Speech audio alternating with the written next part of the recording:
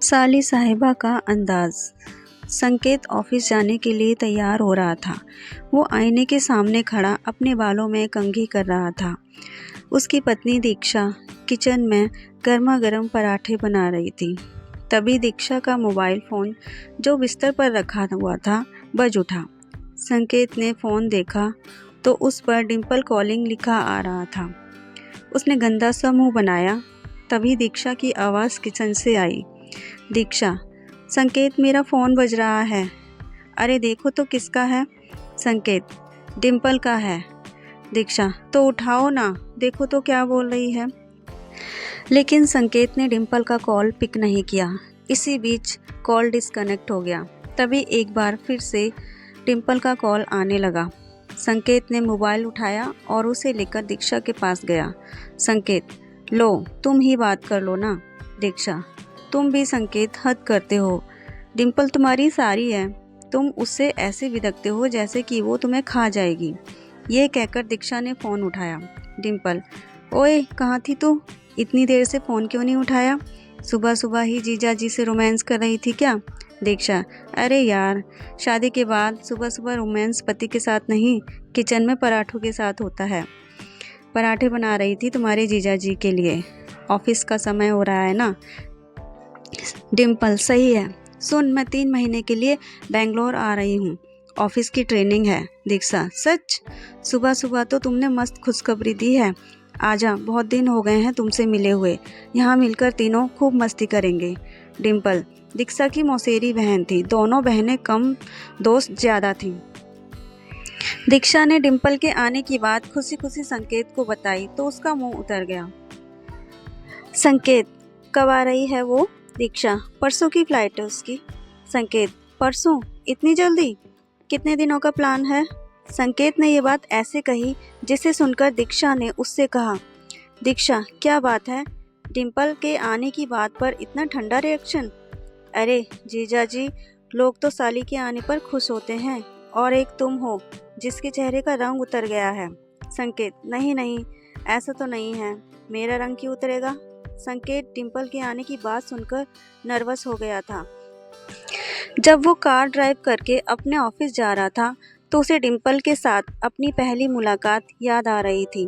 2 साल पहले की बात है। संकेत दूल्हे की ड्रेस में बहुत ही सुंदर और हैंडसम लग रहा था। वो स्टेज पर खड़ा था। वरमाला की तैयारी हो रही थी।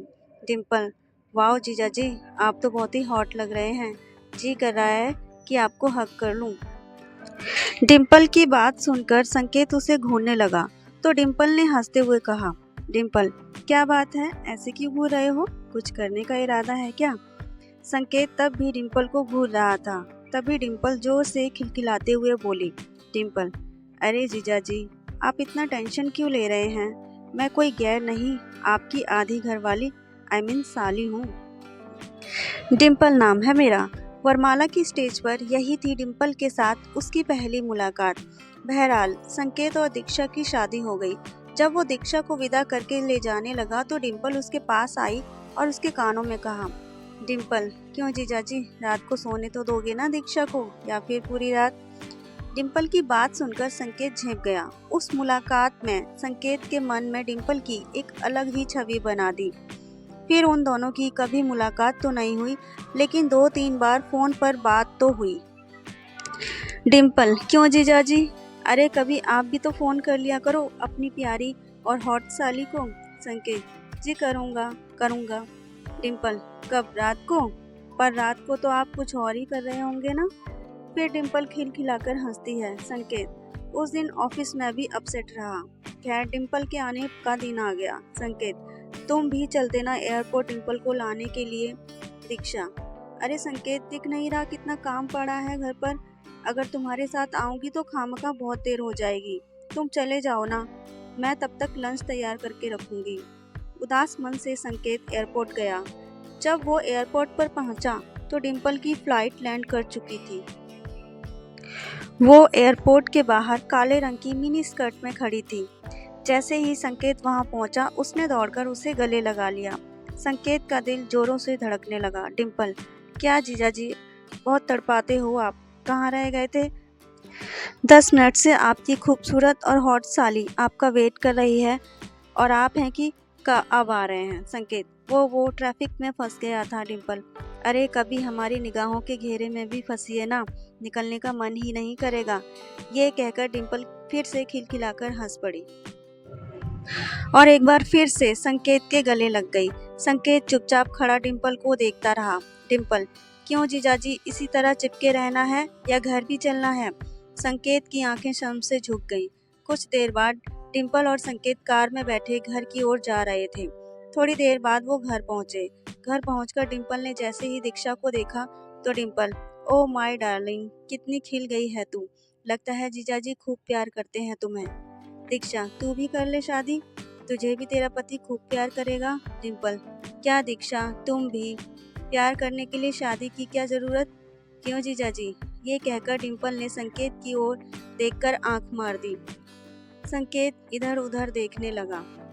डिम्पल को आए हुए 2 सप्ताह हो गए थे और इन 2 सप्ताह में उसने कई बार संकेत को छेड़ा और कई बार तो उसके साथ ऐसी हरकत की कि उसका मन हुआ कि वो दीक्षा को बता दे। 2 दिन पहले की बात है। दीक्षा घर पर नहीं थी। डिम्पल बाथरूम में नहा रही थी। तभी उसने जोर जोर से चिल्लाना शुरू किया। डिम्पल, जीजाजी, जीजाजी, अरे जल्दी आइए, मुझे बचाइए। संकेत उस समय एक बहुत ही ज़रूरी फाइल पर काम कर रहा था, लेकिन उसने जैसे ही डिम्पल के चिल्लाने की आवाज़ सुनी, संकेत, ये तो डिम्पल की आवाज़ है, क्या हुआ उसे? वो भागा भागा बाथरूम की ओर गया। डिम्पल अब भी चिल्ला रही थी। डिम्पल, जीजाजी, जीजाजी, बचाइए, बचाइए। डिम्पल ने बाथरूम का दरवाज़ा खोला। उसके कपड़े पूरी तरह गीले थे। वो एक बार फिर से संकेत के गले लग गई। संकेत, क्या हुआ? तुम चिल्ला क्यों रही हो? डिम्पल, जीजाजी, जीजाजी, अभी यहाँ पर एक छिपकली थी, वो मुझे घूर रही थी। संकेत, छिपकली? यहाँ छिपकली कैसे आ गई? डिम्पल, वो मुझे नहीं पता, शायद मुझे नहाते हुए देखने का मन हो। ये कहकर वो एक बार फिर से हंस पड़ी। इस बार संकेत को उसकी इस हरकत पर बहुत गुस्सा आया। संकेत, डिम्पल देखो, ये सब मुझे अच्छा नहीं लगता, प्लीज़ ये सब मत किया करो। अगर दीक्षा को पता लग गया तो वो मेरे बारे में क्या सोचेगी? डिम्पल, दीक्षा को बोलेगा कौन जीजाजी? डिम्पल ने ये कहकर एक बार फिर अपनी एक आंख मारी। संकेत वहाँ से चला गया, लेकिन डिम्पल की इन सब हरकतों के कारण संकेत बहुत डरा डरा और टेंशन में रहने लगा। एक दिन जब दीक्षा ने उससे इसका कारण पूछा तो संकेत बोला, दीक्षा, डिम्पल का बिहेवियर मुझे सही नहीं लगता, वो कुछ अजीब सा मजाक किया करती है, मैं उसमें कंफर्टेबल फील नहीं करता। दीक्षा, अरे संकेत, तुम भी ना, अरे वो साली है तुम्हारी, वो नहीं करेगी तुमसे मजाक तो फिर कौन करेगा? एक बात और, वो हमेशा से ऐसी ही है, उसकी बातों पर इस तरह टेंस हो जाओगे तो फिर क्या बात गई सो गई। संकेत भी दीक्षा की बातों को सुनकर चुप्पी लगा गया, लेकिन उस रात की घटना ने संकेत की चुप्पी तोड़ दी। असल में कुछ दिनों से दीक्षा की तबीयत ठीक नहीं चल रही थी। उस रात दीक्षा को दवा देकर संकेत गैलरी में टहल रहा था, क्योंकि उसे नींद नहीं आ रही थी। तभी डिम्पल वहां आ गई। डिम्पल, क्या हुआ जीजाजी, नींद नहीं आ रही है क्या?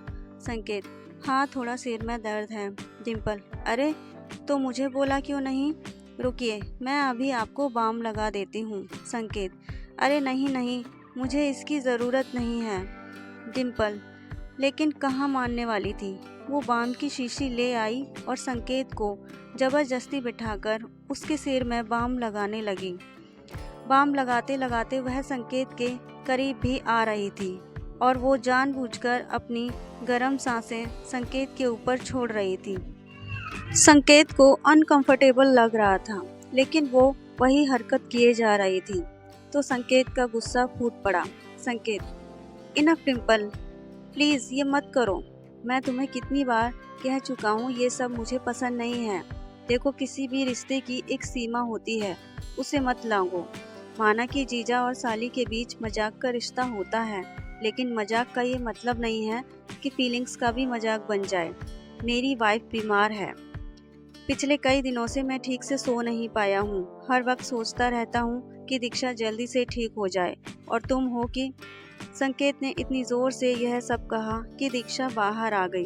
संकेत, अरे दीक्षा, तुम क्यों बाहर आ गई? मजाक के रिश्ते की आड़ में कुछ भी करने की छूट नहीं दी जा सकती। आई एम सॉरी डिम्पल, लेकिन तुम मुझे अकेला छोड़ दो और खुशी से रहने दो। हालांकि डिम्पल को भी अब अपनी गलती का एहसास हो गया था। उसने उन लोगों से माफ़ी मांगी और अगले ही दिन वहाँ से चली गई। तो दोस्तों, आपको ये कहानी कैसी लगी हमें कमेंट बॉक्स में ज़रूर बताइएगा। और ऐसे ही मज़ेदार, इंटरेस्टिंग, मनमोहक, दिल को छू लेने वाली कहानियों के लिए हमारे चैनल से जुड़े रहिए और हमारे चैनल को सब्सक्राइब भी कर लीजिए। मिलते हैं नेक्स्ट वीडियो में। जब तक के लिए खुश रहिए। जय हिंद।